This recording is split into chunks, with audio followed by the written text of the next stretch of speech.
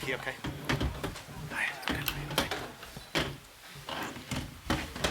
I say, you definitely don't hear what I've got to say. No, I'll let you know. Yeah, okay.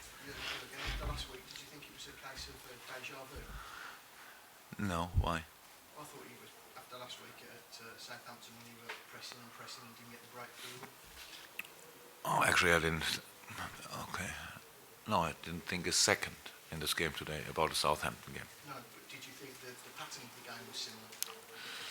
No, this today was much more defensive. I'm not sure I played ever against more defensive team than today. Man marking against Phil Coutinho and Nietzsche be left fullback. I don't know how many touches Defoe had. So, no, that would be not nice for Southampton. Why did you feel it was necessary to get the crowd going? Necessary? I'm not sure. I'm not sure what I thought in this moment, but what I can say, what my experience is, in a game like this, and I think with the quality we have and the skills the players show, we force teams in defense. So, and that means then you cannot come through all the time. And that's how it is. So, and I think we all need to learn to handle a situation like this then. We have the football solution and work on it and all that stuff. That's what we try all the time and do all the time. But then, of course, I believe in atmosphere, actually. I think it's a big, big part of the game, big part of the joy. And the crowd was really, really, really good in the first half, and second half it was like, come on, now we waited long enough. And but how I said, in a game like this, the decisions are made in the small moments, in the detail. And atmosphere is more than a detail, but it makes everything easier. And that's why I tried to remind the crowd, and they reacted more than brilliant. And I think then after that, it was easier again for everybody to enjoy the challenge today. One of the reasons that they were subdued maybe was because of the injury of Coutinho. Can you tell us anything about that at the moment? Unfortunately not, because we have to wait for the scan. What we know in this moment is something with the ankle. That's it. So we all have to wait, not only you. He looked in pain. Is that right? Yeah, he had pain. Pain gets better. It was in the first moment obviously very painful, but already when I saw him in halftime, he said no, pain is much better. But how I said, we have to wait. But are you worried it could be a long-term thing? Just your initial. So if I have no idea what it is, how can I imagine how long it will be? So actually, I'm quite an optimistic guy, so I hope he can train tomorrow. Alan? You were quite upset about Firmino's injury. Did you think there was a foul involved in that? When he caught it? Yes, I thought it was a foul. How is he? Pardon? How is he? Much better than Phil, but pain in the calf. What's the problem with Daniel? Tight calf. Since didn't train since 2 days. Actually, no idea when he's back. It's not. No, it's not sure that he can train tomorrow. So was out because of this injury. You must be pleased with how, in a way, your threat level kind of increased when Coutinho went off and Origi came on, gave you something different. It shows how many options you do have. Yeah. Do you think we have so many options today? No, I had not. It was not 5 more. I would say. Of course, we have more players, and for different situations, that's all good. But two more defensive, 2 very young, and also that's yeah. I'm fine. Really happy about the skills of the boys, but injury never. It's a positive thing, and only to show that Devo Garrigui is still a good football player. I don't need an injury of another player. But when Div came in, that's how it is in life. Timing is very important, and now he's ready again. That's good. maybe it's a coincidence in this situation, but he's ready again. He had a few problems after the summer break, not big.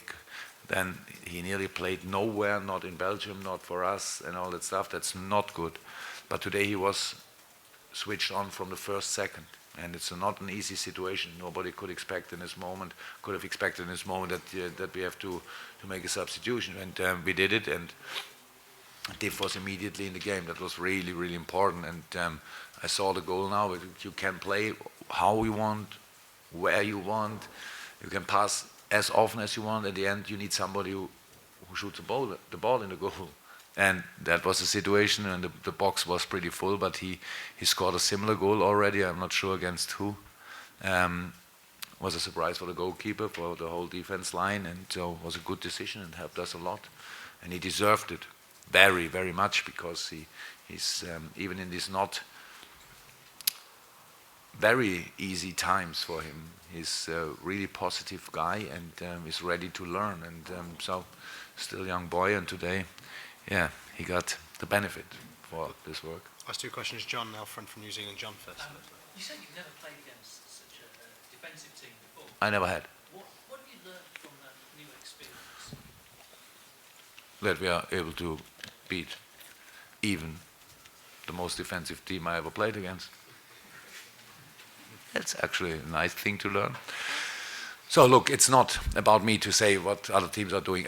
What I said is that we forced them in this deep position. I don't think that NEGB was what the plan was, that he plays left fullback, but with the positioning of Kleine, when we saw that he follows him wherever he's going, so yeah, and nobody else did it, so then we put Kleine in a higher position, and that gave us space in other spaces.